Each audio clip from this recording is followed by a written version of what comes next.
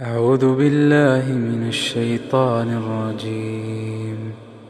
بسم الله الرحمن الرحيم. كافها يا عين صاد. ذكر رحمة ربك عبده زكريا إذ نادى ربه نداء خفيا قال رب إني وهن العظم مني واشتعل الرأس شيبا ولم أكن بدعائك رب شقيا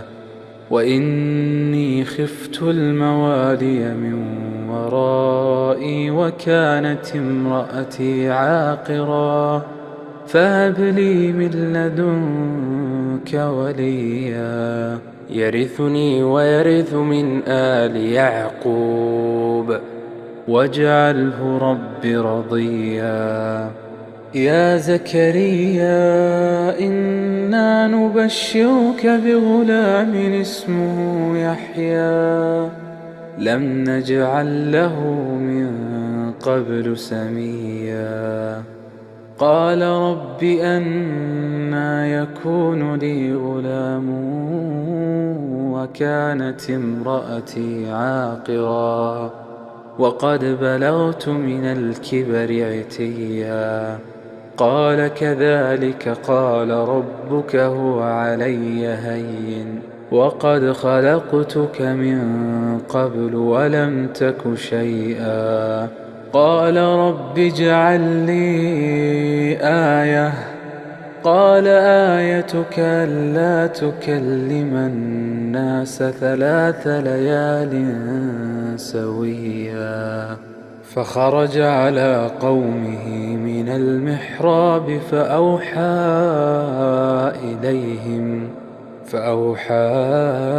إليهم أن سبحوا بكرة وعشيا يا يحيى خذ الكتاب بقوة وآتيناه الحكم صبيا وحنانا من لدنا وزكاة وكان تقيا وبرا بوالديه ولم يكن جبارا عصيا وسلام عليه يوم ولد ويوم يموت ويوم يبعث حيا واذكر في الكتاب مريم إذ انتبذت من أهلها مكانا شرقيا فاتخذت من دونهم حجابا فأرسلنا إليها روحنا فتمثل لها بشرا سويا قالت إني أعوذ بالرحمن منك إن كنت تقيا قال إنما أنا رسول ربك لأهب لك غلاما زكيا قالت أنى يكون لي غلام ولم يمسسني بشر ولم أك بغيا قال كذلك قال ربك هو علي هين ولنجعله آية للناس ورحمة منا وكان أمرا مقضيا فحملته فانتبذت به مكانا قصيا فأجاءها المخاض إلى جذع النخلة قالت يا ليتني مت قبل هذا وكنت نسيا منسيا فناداها من تحتها ألا تحزني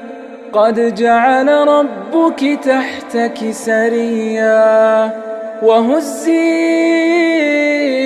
إليك بجذع النخلة تساقط عليك رطبا جنيا فكلي واشربي وقري عينا فإما ترين من البشر أحدا فقولي إني نذرت للرحمن صوما فلن أكلم اليوم إنسيا فأتت